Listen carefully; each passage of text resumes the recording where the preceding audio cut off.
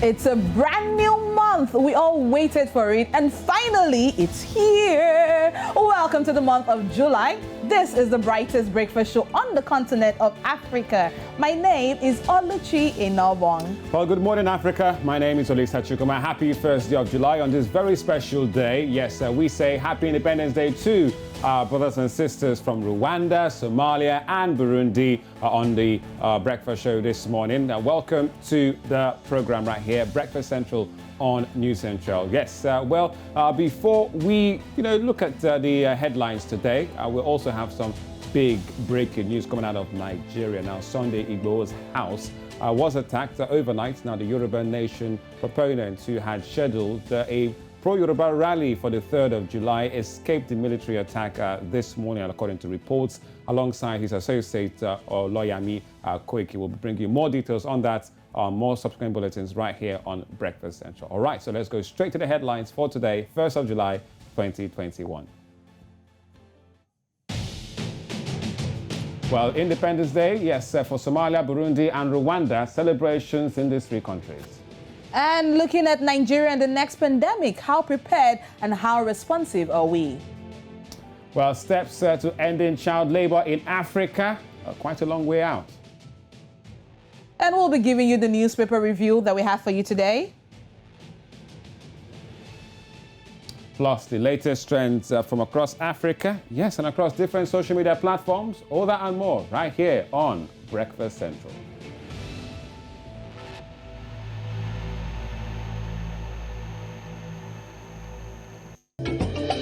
Newscentral ní ẹ̀ ń wò.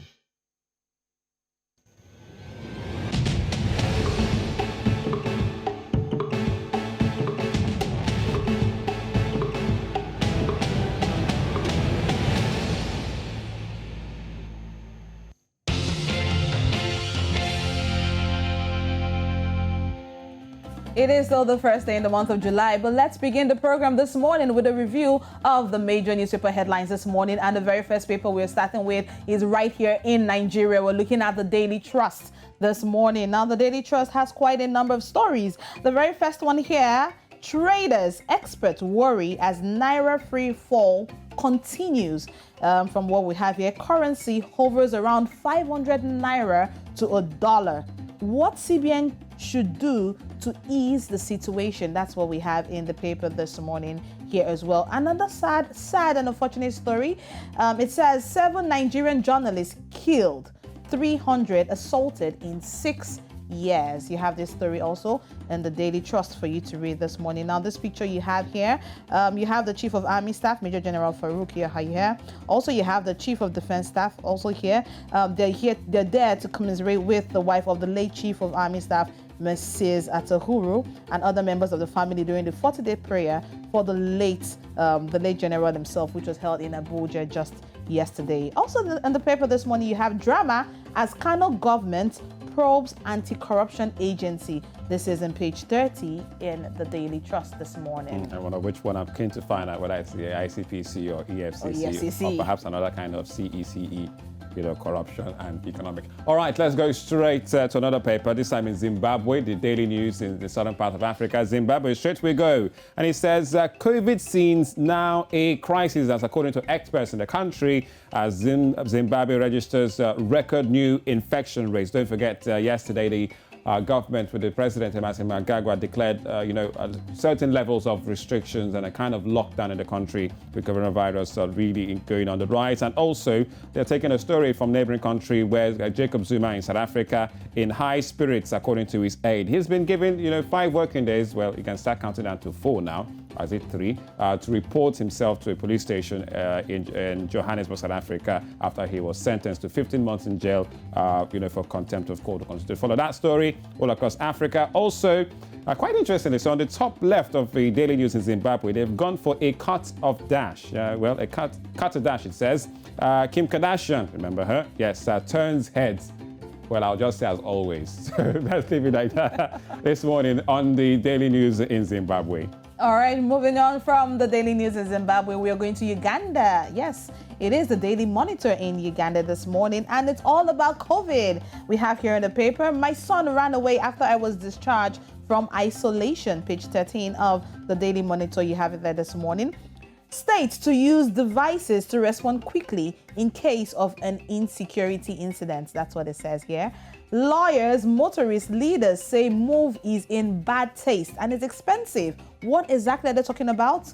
Well, it's all about government to fix spy chips on all vehicles and all bikes. Now, these spy chips are not even free of charge because there's going to be an annual tracking fee that all owners of motor vehicles, water vessels and motorcycles will pay the government annually. Now, the government has given this contract to a firm, and the firm will be in charge of tracking the devices in all public and private vehicles. This is a big story in the Daily Monitor this morning, and it's getting a lot of reactions. Also, talking about COVID-19, how fake doctor injected over 800 people with water.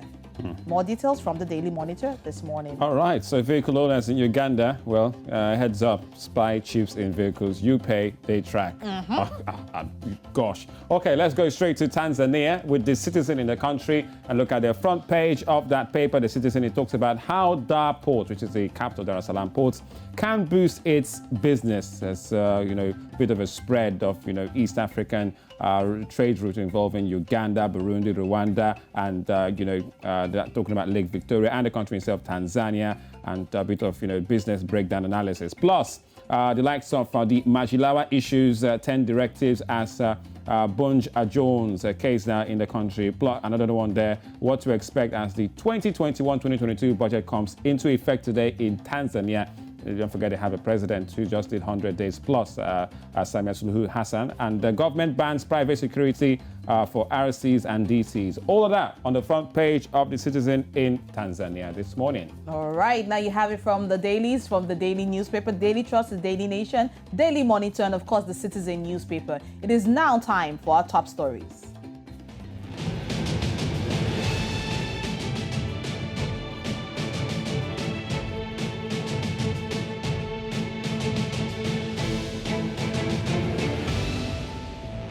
All right, it's the first day of July, so Thursday 2021. Big news in Nigeria, which broke early morning overnight. Sunday, Igbo's house was attacked overnight. The Yoruba Nation proponents who had scheduled a pro-Yoruba rally for July the 3rd, according to reports, escaped a military attack this morning alongside his associate, Oloyami Koiki. There is reports coming in about what really happened there and where his whereabouts can be or should be as at now. But his house was attacked, according to reports we hear, perhaps the military being involved there. And, there's footage there about it really. It appeared to be a full raid. I mean, from the different parts of the view, from the house, from the different rooms to the living room, there appeared to be quite a number of shuffles. If you can see from the ceiling there, you can see quite a number of breakage that happened as well.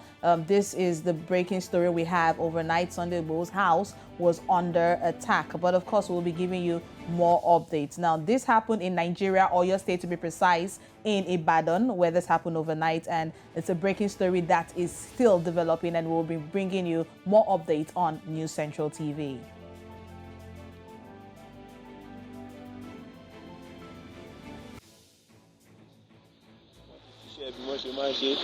ìwọ tó rí ẹ burú bóun sọ wípé federal government wọn ń ṣẹ̀tà aráàlú ṣẹ́ẹ̀rí ẹ̀jẹ̀ ni o ẹ̀jẹ̀ lẹ́ ń wò nílẹ̀ yìí o wọ́n pa àwọn èèyàn wọ́n sì wọ́n wọn lọ ṣẹ́ẹ̀rí iṣẹ́ wọn ni wọ́n ti wá pè fógun báyìí o torí gbogbo èèyàn náà ló ti kò sí tí Ìgbòho ṣe fún wọn ẹ wò báyìí pa èèyàn.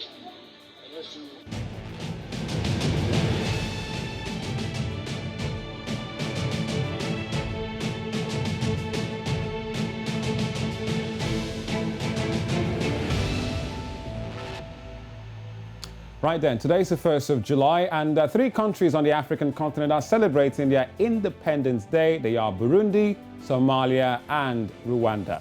Now let's talk about Burundi first of all. Now they got their independence on the 1st of July 1962 and legally changed its name from Rwanda Urundi to Burundi. And Burundi became a constitutional monarchy with Wamwi Wambutsa IV, who's Prince Rwagosore's father, serving as the country's king. Now, Rwanda, we're looking at Rwanda now from the year of 1894 to 1918, Rwanda, along with Burundi, was part of German East Africa. Now, after Belgium became the administering authority under the mandate system of the League of the Nations, Rwanda and Burundi formed a single administrative entity. They continued to be jointly administered as the territory of Rwanda-Urundi until the end of the Belgian trusteeship in 1962. All right, so Independence Day in Rwanda. Also, Independence Day in the country Somalia. Now, Somalia is a national, holiday observed annually in the country on the 1st of July. The date celebrates the unification of the Trust Territory of Somalia. It's a former Italian Somalia and the state of Somaliland, which is also the former British Somaliland territory, on the 1st of July 1960, which makes it 60 years ago, now which will also form the Somali Republic. Now, 61 years later, how has the country fared in terms of its economy, standard of living for citizens and relations to its sister countries? Well, and that's what one country, Somalia, that will many people will also raise eyebrows, because not many people in Africa know about their independence, especially when you look at what's gone down in Mogadishu in the last 30 years, Right, and if you look at the economy of Rwanda at this point in time, I mean, their currency it doesn't hold as much water as it used to way back in the day. And with the insecurity situation, it's also not helping matters in Rwanda. Away from Rwanda, looking at Burundi, it's a little bit better.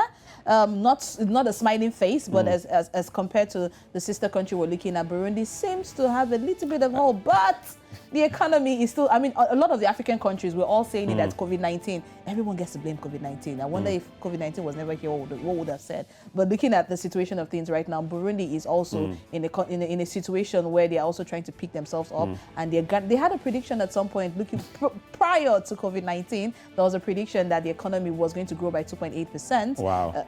Well,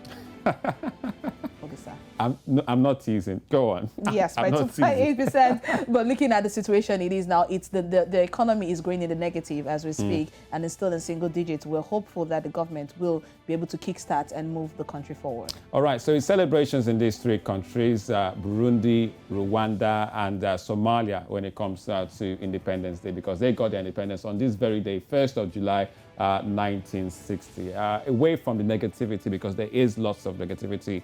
Remember these African countries, Somalia, you think about violence and war in Mogadishu, Rwanda, remember the genocide of 1994 and how they've been able to forge a way forward. Paul Kagame, the current president, looks to be like the biggest seller of Rwanda this day. Visit Rwanda, you see them as a global body, you see them in Premier League on the Arsenal shirts, trying to give us that pro-liberal African view. And you look at Burundi, yes, you talk about Burundi, one name comes to my mind, Pierre Nkurunziza, but to talk about the economy growing and the predictions that were made, and they were hit by COVID-19 to just like every other African country. So happy Independence Day to these three countries. You can reach us on social media, and we're celebrating with our brothers and sisters in those three countries, Somalia, Burundi, and Rwanda. More top stories right here on Breakfast Central.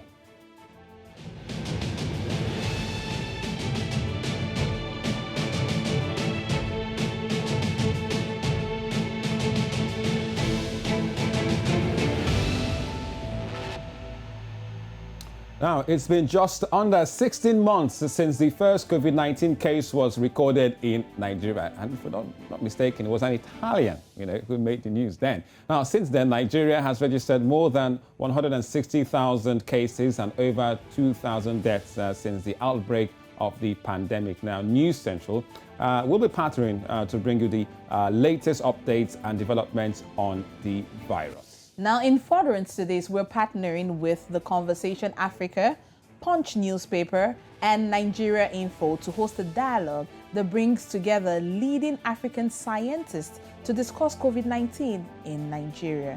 Joining us this morning is Adejuwon Soyinka, West Africa Regional Editor of the Conversation Africa to tell us more about the event. Good morning, Adejuwon. Good morning. How are you doing today? We're doing quite well. Thank you very much for joining us on the program. Now, Adejuwon, the dialogue, Nigeria and the next pandemic, preparedness, response and vaccines take place later today, which is good news for many. Tell us all a bit more about the event. Yeah, actually it takes off at 10 a.m. local time in Lagos. And yeah, basically, what do you expect? This is the Conversation Africa, and what we do at the Conversation Africa is create a platform for the democratization of knowledge and ask.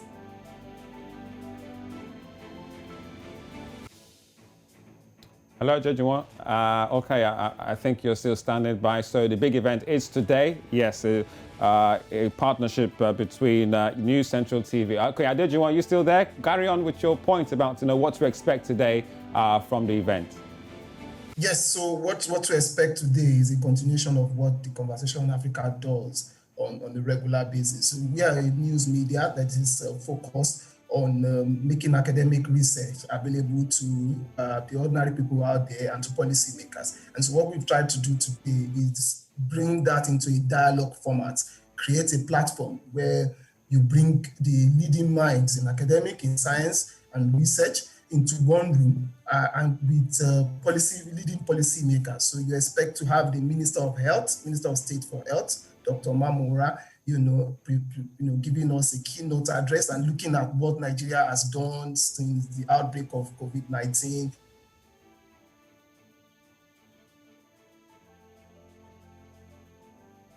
All right. Then you have leading scientists from across the continent in Nigeria and from South Africa as well, talking about, what they've. All right, we still have Adejuwon. For the next pandemic. Okay. Right. Now, Adejuwon, looking at the situation, I know one of the things in the event that will be talked about is future pandemics. Now, nobody wants that. We even forbid it at this point in time. But at the moment, we're still in the midst of a current pandemic. Pray tell, why do you think it's important to discuss the ability to deal with future pandemics? Okay, that's a very, very, very nice question. The truth is that in what we have today, we are living the reality of our yesterday. So our today is a reflection of how prepared we were yesterday. And so if we're going to have a better tomorrow, then we better look at how prepared we are today for tomorrow. So yes, we're dealing with the COVID-19 pandemic, but everybody knows, scientists, everybody have told us that, look, this is not going to be the last pandemic, that there will be more to come. So how prepared are we for the next pandemic? What have we done today? What have we? All right, society to better prepare for the next pandemic. These are the issues we want to look at as a country and as a group. Bringing experts into the room to rub minds with leading policymakers and see the policies that the government has put in place, analyze it, and then also better advise the policymakers about what to do in preparing for the future. Yes, we can say God forbid, but the reality is that we just have to prepare, and as we lay our bed, so we rely on it. All right, Adejuwon, as we look at today's theme of discussion, which talks about the next pandemic, preparedness, response and vaccines, we're talking about Nigeria specifically. And if we remember, from the very first day we had the Italian who was diagnosed to the cases we had, the deaths recorded, the isolation centers, up until now that we're talking about vaccinations. So how would you rate Nigeria's response so far, especially from the Nigerian people, away from the frontline workers, away from the politicians, away from the media? What would you say how Nigerians have really dealt with this on an everyday, day-to-day basis till now? Well, I think it's been a mix of belief, disbelief. Hello, Adejuwon. We still have Adejuwon Soyinka, the West Africa Regional Editor of the Conversation Africa. All right, Adejuwon. Are you still there? Yes. Yeah, I'm there. Can you hear me? Yeah, yes. You're talking about it's a combination of different factors for Nigerians during this pandemic.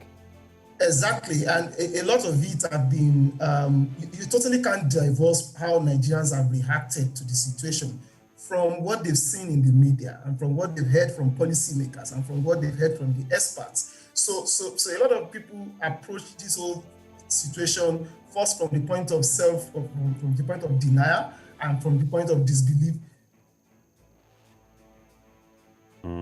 Denial, Right. disbelief. Right. And also religious, you can't take away the religious factor From it. and Cultural factors, religious factors, influence of even government itself, and then influence of my own sector, the media. You know, what kind of stories did we report? The impact of fake news, the role that social media played in all of this. These are issues that need to be properly analyzed and properly digested as we prepare for future, even if it's not a pandemic. Right. Adejunwa Shoyinka, are you still there? Yes. We're talking about even if it's the future pandemics, there's epidemics too, Ebola virus and all that. And How looking do you at the manage situation, information? looking at the situation of things now, for this event that we have as we speak, how do people join the discussion today? So you can follow on TC Africa Facebook page. Right. You can also follow live stream on partner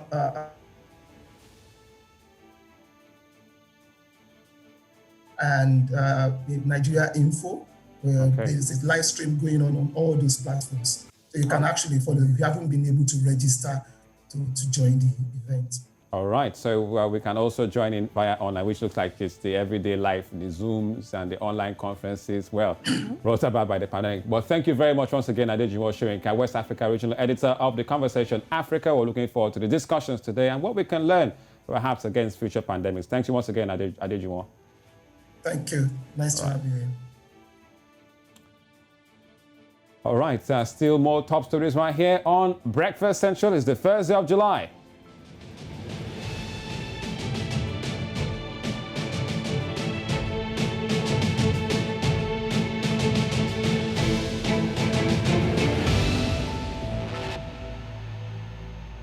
All right, now ending child labor requires a multifaceted response that addresses the area of economic, social, cultural, and legal forces that contribute to people's vulnerability and enable abuses. Well, accordingly, now the International Labour Organization, the ILO, has called on all stakeholders, particularly those of us in the media, to choose specific actions to end child labor in Africa. And that's what we're doing. News Central's Omolala Ololade tells us more in this report. Child labor thrives as an industry despite advocacy efforts because communities in Nigeria, particularly the cocoa and gold mining industries resident in these communities, do not fully understand the effect of this menace on the society. International Labour Organization, ILO, in affiliation with Acceleration Action for the Elimination of Child Labor, ACEL Africa, organized a workshop for media practitioners on relevant skills necessary to effectively carry out their duties as purveyors of information. One of the activities of the project is to engage the media and also the national orientation agencies in increasing awareness on the impacts of child labor, and also to implement, we have the social, behavioral, and communication change strategy on the elimination of child labor. So, you know, NOA, National Orientation Agencies, are very close to the grassroots. So we are focusing on supporting NOA and the media to ensure correct sensitization program and also appropriate and effective reporting on child labor issues. Experts have emphasized the importance of solution journalism as a key strategy in the fight against child labor. They can't stay in Abuja and reach everybody in the local governments and, communities and sites where those things are prevalent, where child labor is prevalent. So they have to mobilize the media, because through the media we can reach, quite a mass of people. Through their content programming, through their media reports, we should be able to do that. Stakeholders involved in the fight to eliminate child labor commend the International Labour Organization and affirm to make judicious use of the training in providing adequate information concerning one of the underreported crimes in Africa. It is our hope now that we have been better educated about this menace, that we will take the message to our various states, the impact communities in our states, and educate them. In spite of this important commitment and actions from all stakeholders, the situation of child labor in Africa would continually require urgent attention to support government and social partners, including the media, to end all forms of child labor in the continent. Omolola Ololade reporting for News Central. Responsible mining. Child labor. All right, it's cue to action for everyone against child labor. Yeah, it's a very serious situation that's happening even in Nigeria, even in Lagos, where we are as we speak. I mean, if you walk on the street, you will see a lot of children who are just randomly roaming aimlessly. Street hawking on bridges and selling stuff. It is quite a challenge, not just in Nigeria and Lagos, but across other African cities. And we're calling on the media with solutions journalism to see how we can, really bring this matter to the forefront. Right, still Breakfast Central on the Thursday, 1st of July with Olisa and Oluchi. Coming up next on the program.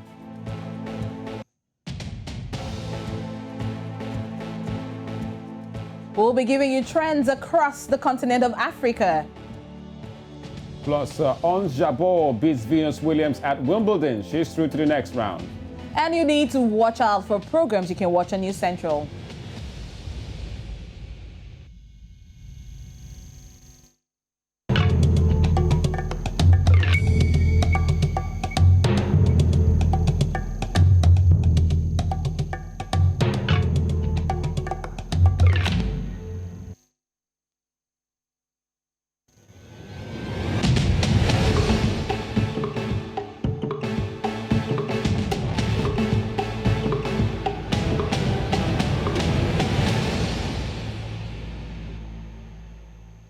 You're watching the most colorful show on the continent, Breakfast Central on Newscentral TV. It is the first day in the month of July. I'm super excited. We are super excited. Now, with that excitement still bubbling, Ghana made an announcement recently that got a lot of people talking. Now, from our business desk, we have Nasiru Agbalaya with the story. Good morning, Nas. Good morning, Oluchi. Now, what's this news about an automobile manufacturer, Toyota, in Ghana? Well, as we all heard on Tuesday morning, President Nana Akufo-Addo announced to the world that Toyota Manufacturing Company has launched a $7 billion plant in Ghana. Now, this plant will be making over 1,000 vehicles annually. And with that, we have another major international car manufacturer that has its own plant within the African continent and actually in West Africa. So that means many countries in West Africa can buy brand new Toyota brands made in Ghana. All right, so Toyota going to Ghana to set up a plant. Volkswagen, the other one you mentioned, referenced there, also part of the ones in the country. Now, Naz, this means more jobs, basically, and more jobs for Ghanaians in Africa. It's a huge deal, isn't it? It is. Now, look at from last year when Volkswagen came in, now they will be making at least 5,000 units annually. Now, job creation there. Now, with this new plant by Toyota, yes, more Ghanaians will be employed, but not just Ghanaians, because we are all West Africans, and we have this ECOWAS policy that allows every nation in ECOWAS can work in another nation. So not just Ghanaians will benefit from this. Other ECOWAS member citizens will be able to get employment there if they are qualified and if they have the requisite skills to work there. Now, Nas, we understand that, yes, there will be more employment opportunities for everybody. But the big question some people are asking is, how affordable will these vehicles be? Are we going to be getting them at almost the same range we're getting the second-hand cars that we call Tokumbo? Or are we getting them, are we proposedly getting them at a far cheaper price that will encourage people to want to buy?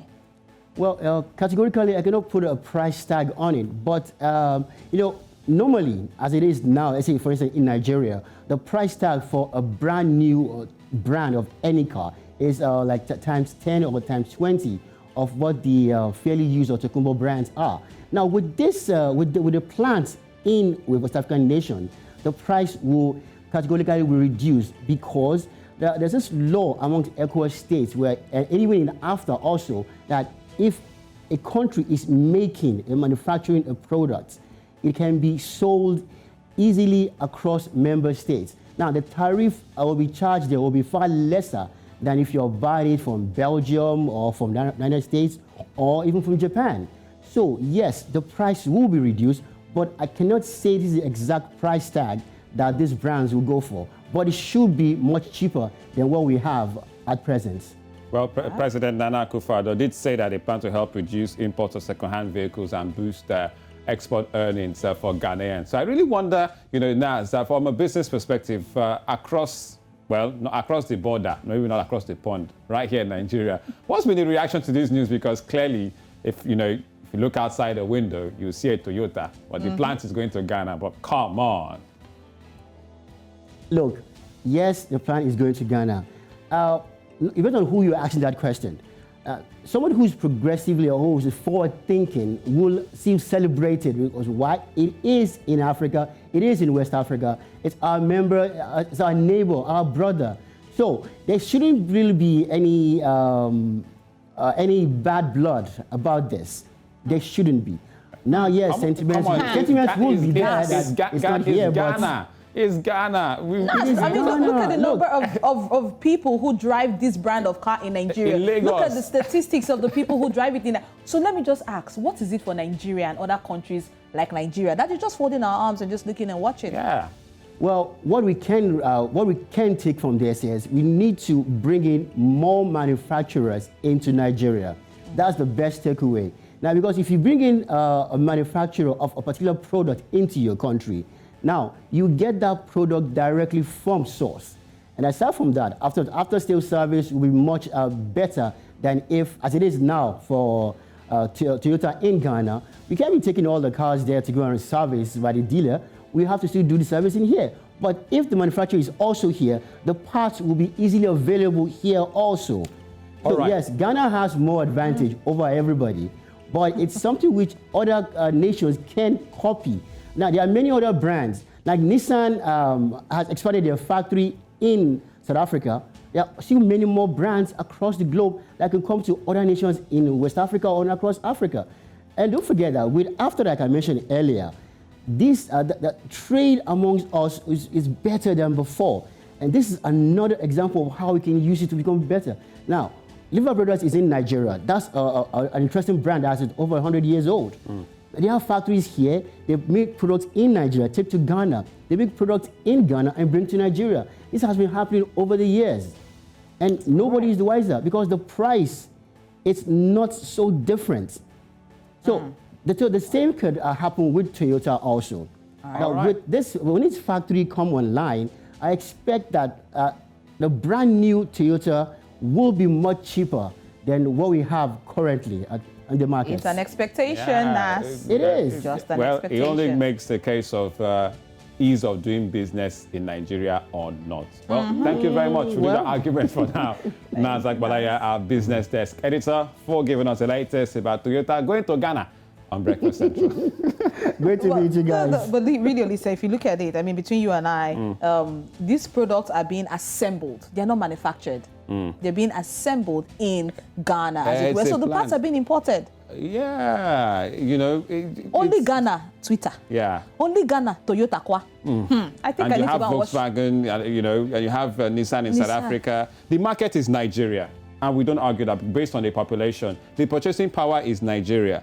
But you did bring out the point, ease of doing business in Nigeria. I mean, how easy is it for businesses to be fully established? I know the cost of running a business. You need to have generator. Yeah. Not just small, I pass my neighbor, my brother. You need to have the big champion. So it's still a big slap in terms, no matter how you look at it, in terms of these big companies, whether it's tech, manufacturing, industry, fashion, textile, all moving to Ghana, which is a neighboring country, because it makes more business sense for them. All right, so you can join the conversation right here using our social media handles. you know, Newscentral. the available ones like Instagram and Facebook. Right, still Breakfast Central. Still Breakfast Central. Yes, it's time to bring you quite the bizarre again. Who said what?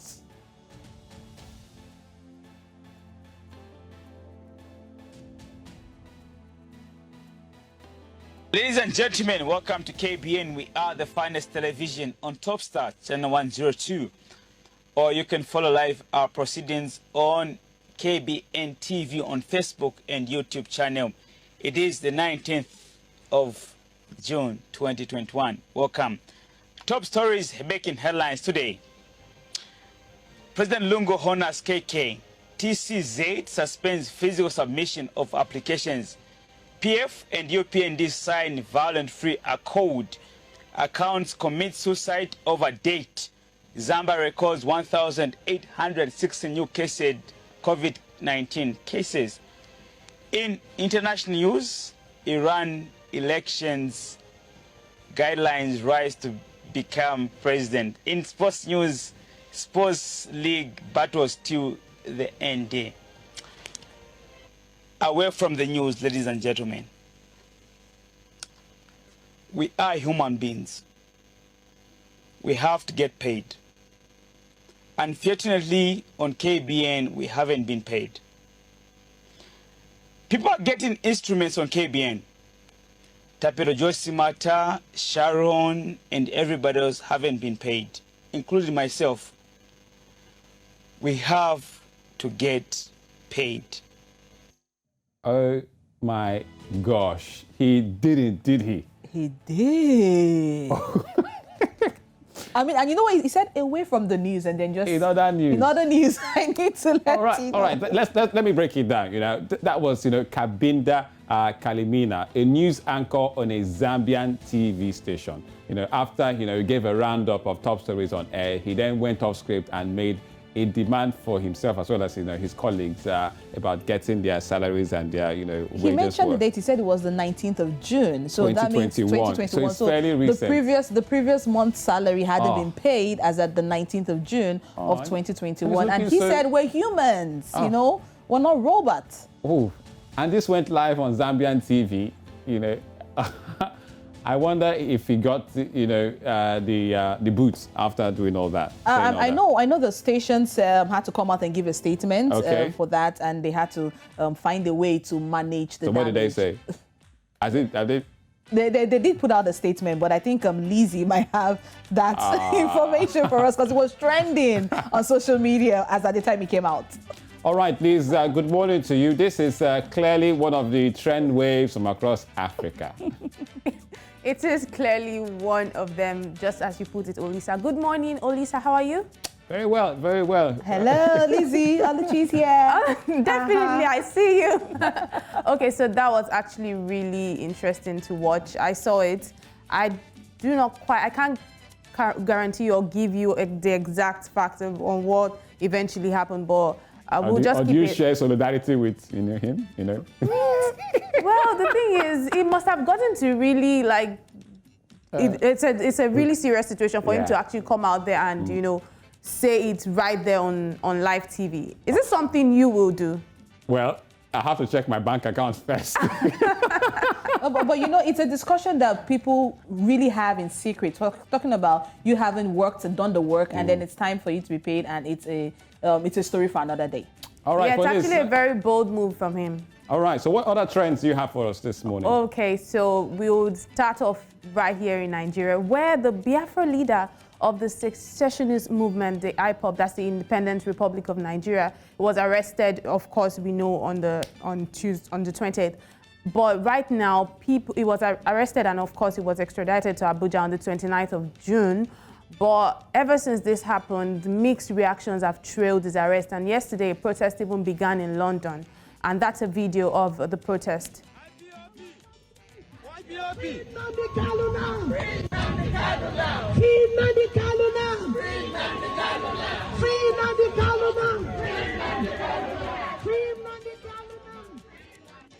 So yes, like I said, there have been mixed reactions ever since his arrest because people are talking about human rights. What does this mean for people? What does this mean for the people of Biafra if, you know, their leader gets arrested on, like, what are the circumstances? Why should he just get arrested like that? And of course, there are lots of reactions on that. And I just want us to take a look at what people are saying about that. So yeah, that's something from, you can see it rolling right there on the screen. People are saying all sorts of things about it. They're reacting to it. And that's actually the situation right now. So they want to actually go and, you know, take the protest, like go out on the street and actually protest about the situation. So that's what's going on right now in Nigeria, not just in Nigeria, also in the diaspora. So that's what's happening. All right. So more trends this time. Is it Ghana again? Ghana again. Ghana has been in the news. Good news, bad news. It's just really funny. But it's still about the Fix the Country protests which have been taken to the streets. So in the protests which have been taken to the streets in the Ejura community in Ghana, protesters have allegedly been shot and killed. And this seems like a familiar story, you know, last year, October, at the Lekki protest in Nigeria. So one of the protesters by name Kaka Ibrahim was allegedly shot at, and amongst a host of other people. And the hashtag on social media has been Justice for Kaka, has been Ejura trending, Justice for Kaka trending, Fix the Country trending, all at the same time. So that's what is happening at the moment in Ghana. And of course, as you expect, there are loads of reactions on this. Yeah, right. So that's a reaction. Says Kaka didn't have to die. It was only advocating the improvement of the lives of the fellow citizens, including the very people that killed him. He was killed because he refused to be a spectator. His brethren in Ejura didn't have to be attacked. So yeah, that's a reaction from somebody. There's also one that says they were only venting their frustration, yet the men and women who have sworn and hold to protect us and serve us with integrity attack them. We need justice from Kaka. We need to hold the police and military responsible for the loss of lives. And that's from Stoneboy, who of course we know is an entertainer. And that's also something from him. He was really on a roll about this situation. He says, since the system keeps frustrating us, the citizens, will have no option than to go outside. We only go outside to air our voices, seeking attention to the problems we face as citizens. Anything contrary, you know, and that's also one. It says, Mr. President Nana Akufo-Addo, what's happening at Ejura is unprecedented and unlawful for the military to fire and kill unwanted protesters. This is not what our country stands for. We need justice ASAP. So that's how people feel right now. It's really pretty sad situation in Ghana at the moment. So on the one side, there's good news for business, or you know, the general picture isn't really looking pretty right now. Wow, well, really sad one there, Lizzie, according to those reports. Well, thank you very much, Lizzie, for the latest when it comes to the trend waves. Always a pleasure. All right, still Breakfast Central on News Essential. You might want to strap in those seat belts right about now. Let's run you down through the latest when it comes to the world of sports. We'll start with tennis, all about Tunisia's very own, Africa's leading woman when it comes to tennis, Ons Jabeur. She needs no introduction.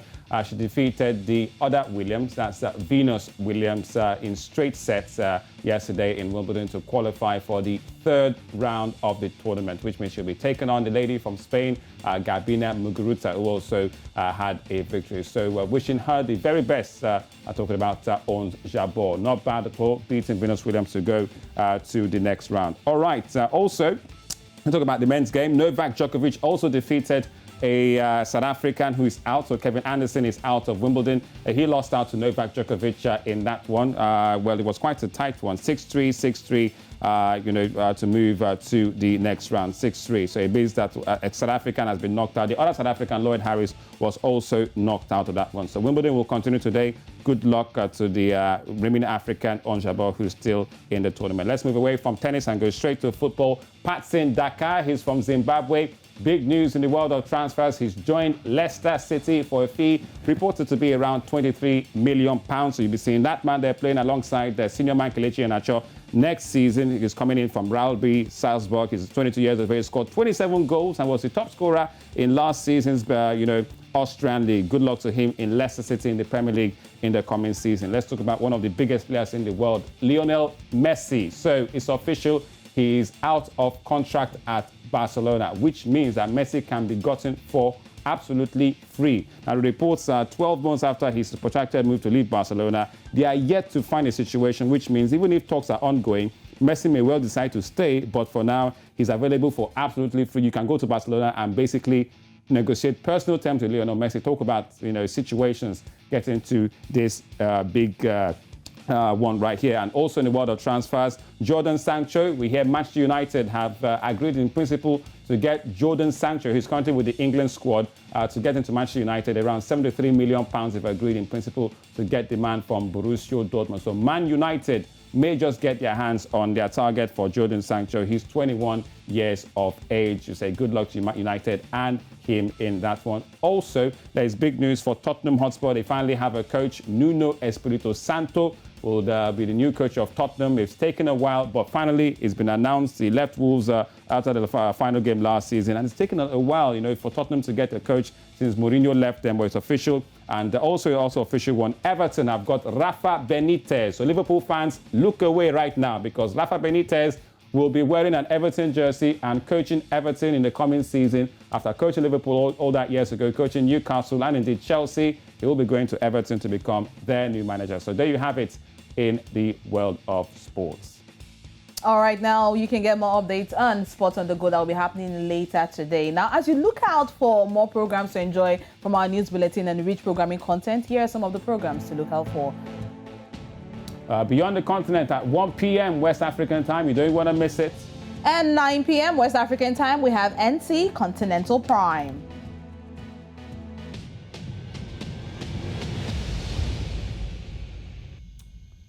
Right, you can also catch the latest when it comes to business. That story about Nigeria and Toyota in Ghana. They've got it covered for you at 11 a.m. West African time with Tolulope Adile Rubalogo. All right, we have to go. Breakfast Central, first day of July 2021 is the Thursday. We'll see you tomorrow, but enjoy this, as we say. Bye-bye. Bye-bye.